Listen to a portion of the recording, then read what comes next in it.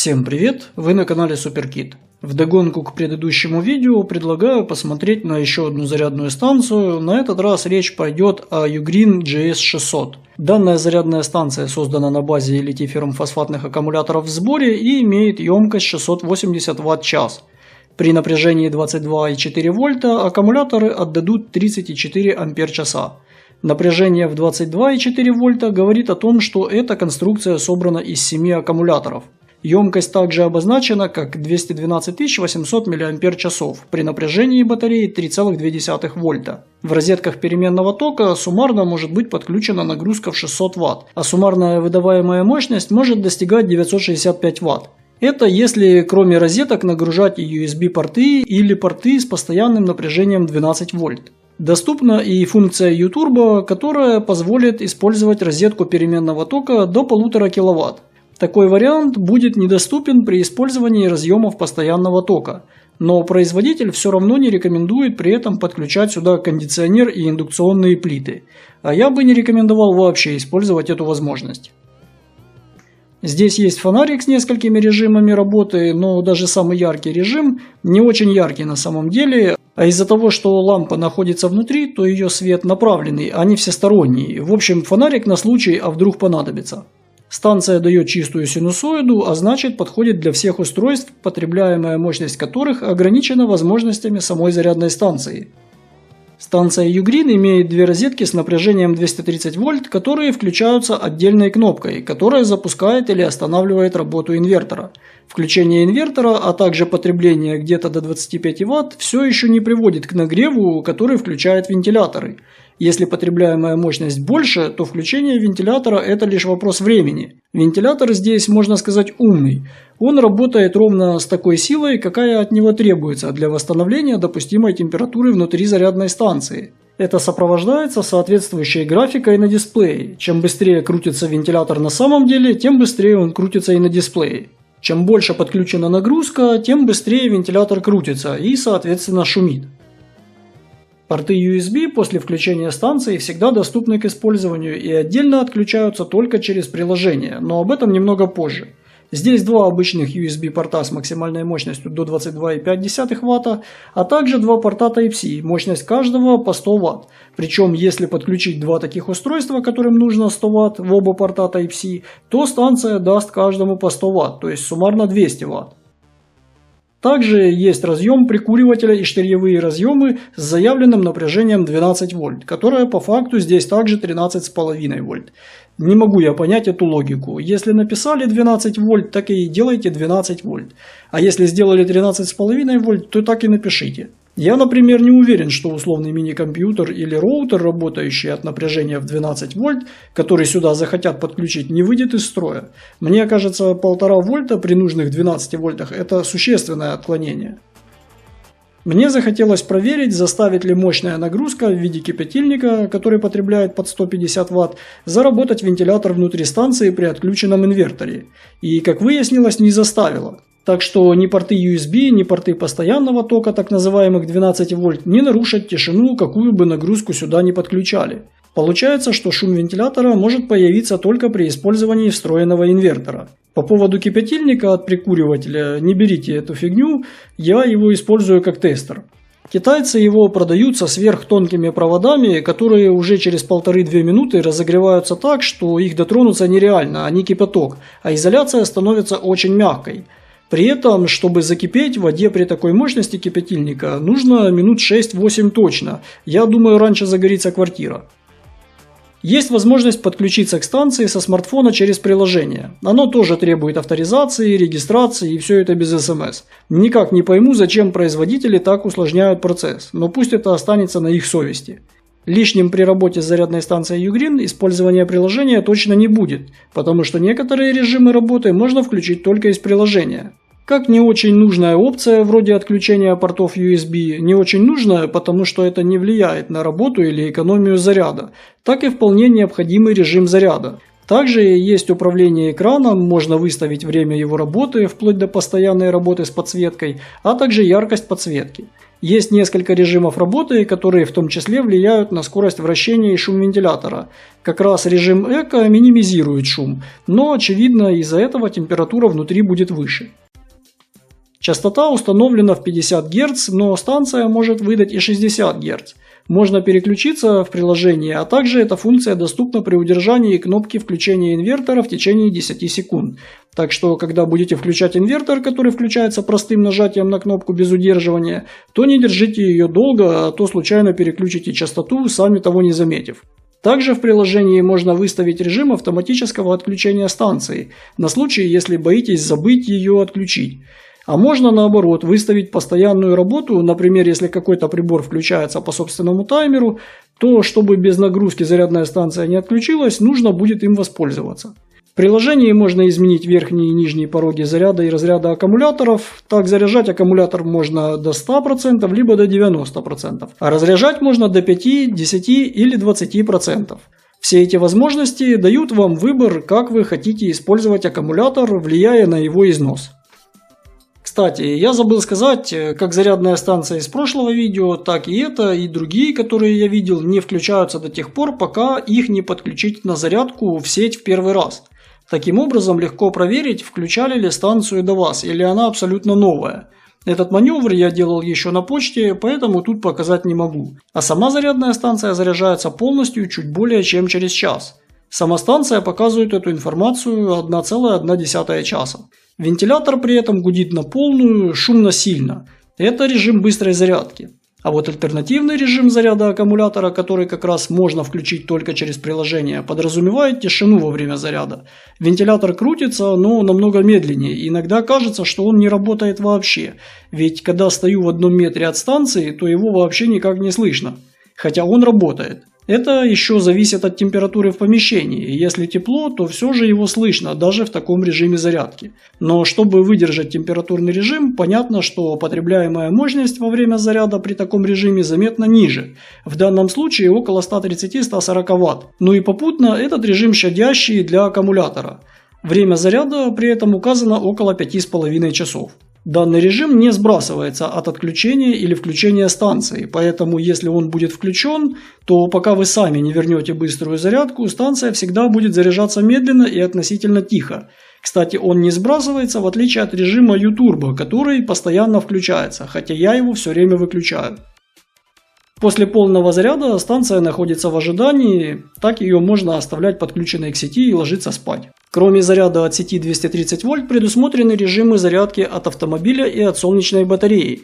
Через приложение можно выставить максимальный ток заряда между вариантами 4, 6 и 8 ампер. Это только для случая заряда от источника постоянного тока, то есть как раз это озвученные только что способы.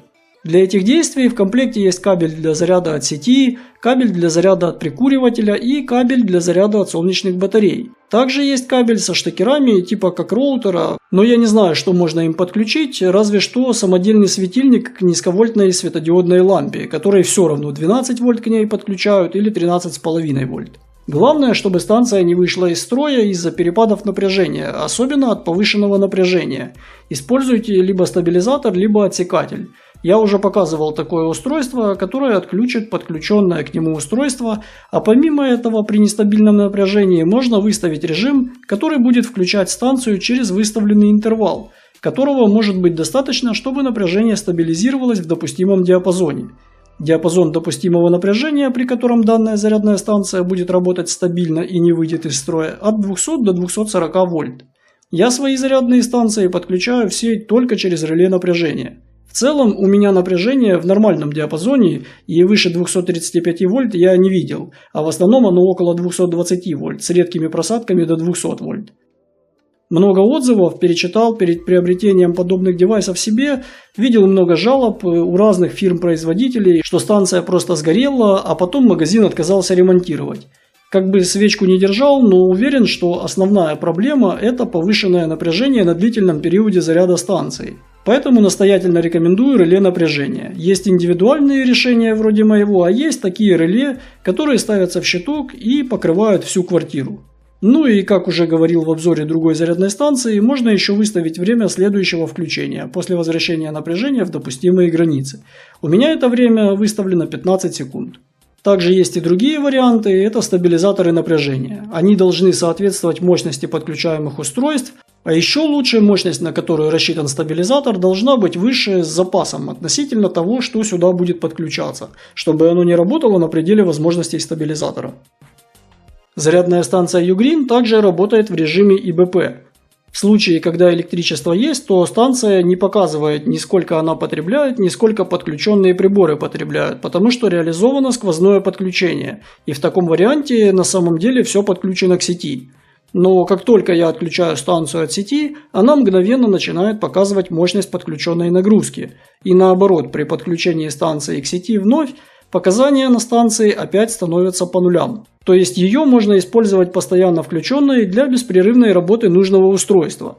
В инструкции есть пункт про функцию ИБП, но в нем советуют не использовать эту зарядную станцию в качестве ИБП, если это критически важные приборы, например, медицинское оборудование или любые устройства, которые могут нанести вред здоровью вплоть до смерти. В общем, соскочили, сняв ответственность, типа можно, но нельзя. Как и сказал в начале, в базовом варианте зарядная станция рассчитана на отдаваемую мощность до 600 Вт при подключении нагрузки с напряжением 230 вольт, то есть именно через инвертор. Мой классический набор, как правило, это компьютер с монитором и настольная лампа. Такой набор потребляет 50-60 Вт при условии отключенного турбобуста у процессора и гарантированно приводит в работу вентилятор. Заряда хватает при таком режиме работы где-то на 5 часов. Тут нужно учесть, что у меня еще выставлен порог для отключения в 10% емкости, то есть около 5 часов это ресурс при 90% заряда. Из того, что сюда можно подключать, это любые приборы, которые потребляют до 600 Вт. Благодаря опции U-Turbo такое устройство, как микроволновая печь, точно работать будет. Подключать еще более мощное я не стал, да и не вижу смысла, поскольку не та емкость у зарядной станции, чтобы подключать большую нагрузку. Газовые котлы, компьютеры, освещение – это все также можно подключать к этой зарядной станции. Как и во всех подобных устройствах, инвертор потребляет заметный процент от емкости. Именно поэтому мой комп будет работать лишь около 5 часов, а не 10 часов, как это подсказывает математика. Просто остальное съест инвертор. Если включить полностью заряженную станцию, то она будет показывать 99,9 часов потенциальной работы.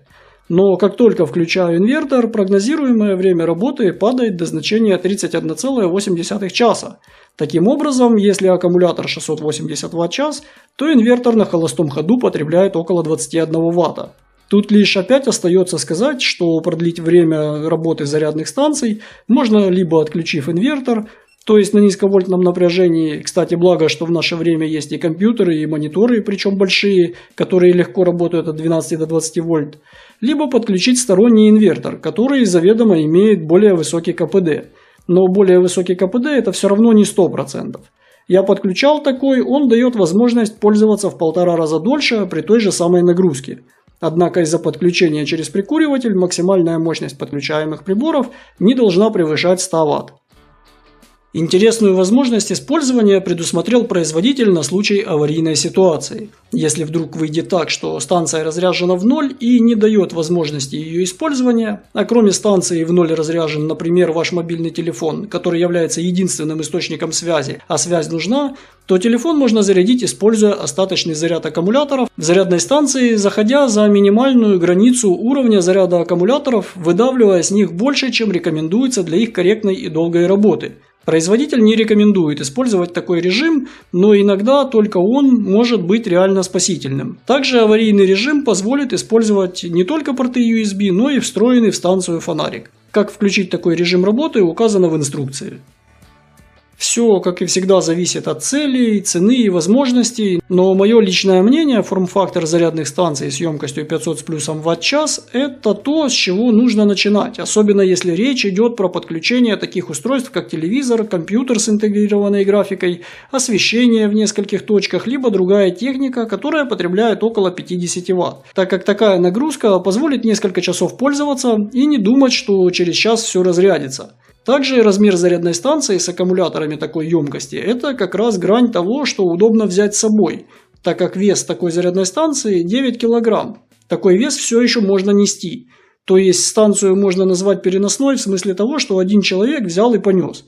Формально станция из предыдущего видео тоже переносная, но один человек ее далеко не унесет. Однако, если говорить именно про эту модель, то мое мнение, несмотря на продуманность, разные защиты, предусмотренные режимы зарядки, цена на нее завышена. Если бы я не поторопился с покупкой, наверное, взял бы другой вариант. Вероятно, делая акцент на еще большую емкость аккумулятора. Тем не менее, я выбрал именно эту станцию, потому что уже видел ее в работе на практике до покупки. И вот, пользуюсь уже с год ею, все отлично работает, но до обзора только дошло дело. Зато я смог рассказать, имея опыт реального использования.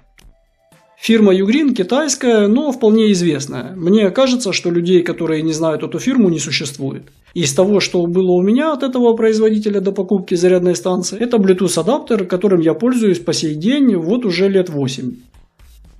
Ссылки на полезности в описании, оценивайте видео, подписывайтесь на канал, обязательно будут еще видео о разных девайсах, если есть вопросы, можете задавать их в комментариях, постараюсь ответить на них. Всем спасибо и до новых встреч!